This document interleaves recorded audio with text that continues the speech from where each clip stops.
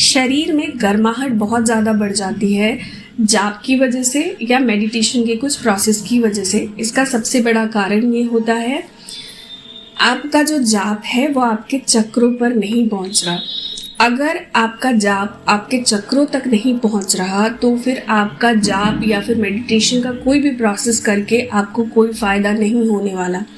बहुत सारे लोग होते हैं जो कि या तो फिर गद्दी लगाने की तैयारी कर लेते हैं या फिर ऐसी जगहों पर जाते हैं जहाँ पे ये सब चीज़ें बहुत ज़्यादा होती है, या जिनको बहुत हद तक प्रोसेस के बारे में पता ही नहीं है कि भाई जाप तो कर लिया, मेडिटेशन तो कर लिया, अपने इष्ट से किस तरह से कनेक्ट होना है। मेडिटेशन करना एक अलग प्रोसेस होता है जो आप बिल्कुल ध्यान की अवस्था में जाके कर सकते हैं। ज़रूरी नहीं है कि आप किसी देवी देवता को माने, पर अगर आप देवी देवता को मानकर इस चीज़ को आगे बढ़ा रहे हैं तो इसके पीछे सिर्फ जाप करना ही काफ़ी नहीं होता। इसके साथ भी आपको बहुत सारी चीज़ें करनी होती है ताकि आप उस प्रॉब्लम से बच सकें।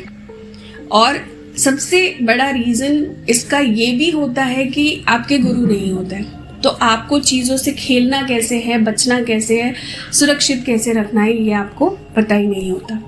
चलिए अब दूसरा टॉपिक शुरू करते हैं। नमस्कार, शून्य the power of empty mind में आप सबका फिर से स्वागत है। आज वीडियो में कुल 5 ऐसे पॉइंट्स बताऊंगे जिससे आप ये समझ सकते हैं कि आपका जो जाप ध्यान का जो एक स्तर है वो बेसिक से अब थोड़ा एडवांस हो गया है कि नहीं। बेसिक में नॉर्मली हम सबको पता होता है कि वाइब्रेशंस आती है, रोंगटे खड़े हो जाते हैं, आंखों से पानी आता है, या कुछ छोटे मोटे एक्सपीरियंसेस हमको होते हैं। पर इससे ज़्यादा कौन से ऐसी चीज़ें होती है जिससे आप इस चीज़ को समझ सकते हैं कि नहीं, अब आप बेसिक से ऊपर उठ चुके हैं। कई सारे लोग स्पिरिचुअल मार्ग पे 5 से 10 साल के अंदर अंदर इतना कुछ हासिल कर लेते हैं ना, जो कि 25-30 साल में भी लोग नहीं कर पाते। इसका सबसे बड़ा कारण होता है आपका सोल। आपकी सोल कितनी उम्र की है, इस चीज़ का भी बहुत हद तक असर आपके आध्यात्मिक जीवन पर पड़ता है। मान लीजिए आप 25-30 साल के हैं, पर आपकी सोल ज़रूरी नहीं है कि 25-30 साल का ही हो सकता है वो बहुत बूढ़ा हो या बूढ़ी हो, जिसको बहुत समय हो गया हो जाप ध्यान करते करते। अपने पिछले जन्मों में भी वो काफ़ी हद तक अपने आप को इस लेवल पर एक हद तक लेकर आ चुका था। तो चलिए आज इन 5 पॉइंट से समझते हैं कि क्या आपका ध्यान और जाप का स्तर बेसिक से थोड़ा आगे बढ़ चुका है कि नहीं। सबसे पहला पॉइंट, ध्यान या जाप करते समय नींद का आ जाना। कई बार ऐसा भी होता है कि आप जाप कर रहे हो, एकदम से जाप करते करते आपकी आंख लग गई और आपके हाथ से माला भी छूट जाती है। तो ये रीज़न ये होता है इसका कि आपकी जो सोल है वो पूरी तरह से जाप के अंदर मर चुका है। अब ये होने का रीज़न सबसे ज़्यादा होता है कि आपके ऊपर कॉस्मिक एनर्जी बहुत तेज़ी से गिर रही है, आपकी बॉडी सो चुकी है, पर आपका सोल रेगुलर बेसिस पे वो जाप कर रहा है। हम किसी जाप को जब 3 महीने तक रेगुलर बेसिस पे रोज़ करते रहते हैं एक निश्चित समय में, तब हमारा सबकॉन्शियस माइंड उस चीज़ को पूरी तरह से ग्रास्प कर लेता है। अब आप सोचिए, उसी जाप को अगर आप 4 से 5 साल रेगुलरली कर रहे हैं तो इस चीज़ का असर आपके माइंड पर कितना बढ़ता होगा। दूसरी चीज़, नींद में झटके लगना। वैसे शुरुआती दिनों में 1-2 साल की बात करूँ तो झटके लगना कई बार नेगेटिविटीज़ का भी एक संकेत होता है, पर जब आपको इस मार्ग पे चले काफ़ी समय हो चुका होता है, मतलब लगभग 4-5 साल हो चुके होते हैं, कई बार जाप के दौरान भी आपको झटके लगते हैं।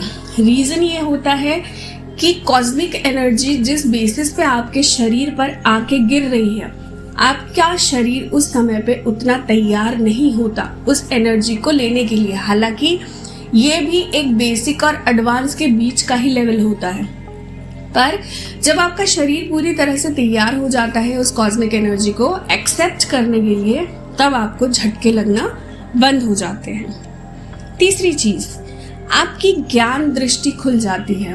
देखिए, ज्ञान दृष्टि और दिव्य दृष्टि दोनों एक दूसरे के साथ ही चलते हैं। जब आपके थर्ड आई के लेयर्स खुलने लग जाते हैं ना, तो कई बार मेडिटेशन के टाइम पे आपको कुछ ऐसे ज्ञान का अनुभव होता है जो कि आपको कोई और नहीं दे सकता।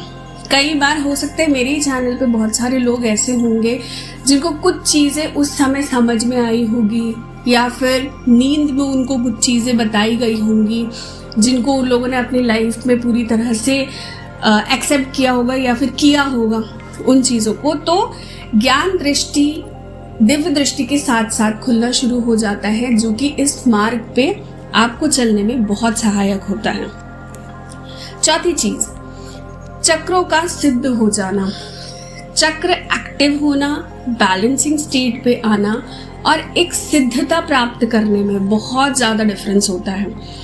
चक्र, जब हम मेडिटेशन के प्रोसेस में आते हैं, कुंडलिनी जागरण होते होते हमारे चक्र एक्टिव हो जाते हैं, पर जब चक्र सिद्ध हो जाते हैं ना, तब हम कुछ ऐसा कर पाते हैं जो कि आम लोग नहीं कर सकते। और शायद इस तरह के हमने कई सारे स्टोरीज अपनी लाइफ में सुने होंगे, जो कि पानी पे चल सकते हैं या फिर और भी बहुत सारी चीज़ें कर सकते हैं जो हम आम इंसान नहीं कर सकते। तो ये भी एक बहुत बड़ा संकेत होता है कि आप एक बहुत ही अच्छे लेवल पर आके अब अपना काम कर रहे हैं। पांचवा पॉइंट, कम बोलना शुरू हो जाना। वैसे तो मेडिटेशन और इन सब चीज़ों में पढ़ने के बाद लोगों को कम बोलना ही अच्छा लगता है, बट कम बोलना और चीज़ों को लेकर अपने आप को परेशान ना करने में फ़र्क होता है। कई बार हम क्या होता है, कई बार हमको कुछ लोग आके कुछ बोल दे जाते हैं, हम बोल नहीं पाते, या फिर हमको ऐसा लगता है कि रिस्पेक्ट की वजह से हम नहीं बोल पाते। पर ये जो स्थिति होती है ना, यहाँ पे क्या होता है, आप बातों को सुनकर भी अनसुना कर देते हो, क्योंकि आपका दिमाग ऑलरेडी मंत्र जाप में या फिर मेडिटेशन मोड पे रहने में उसकी आदत हो चुकी होती है। ऐसे में कम बोलना या फिर अपनी हर बात पर कोई ना कोई प्रतिक्रिया रखना आप ज़रूरी नहीं समझते। आशा करती हूँ मेरी इस छोटी सी वीडियो से आज आपने नया कुछ ज़रूर सीखा होगा। चैनल को लाइक और सब्सक्राइब करना ना भूले, फैमिली को बढ़ाते रहिए। Thank you so very much.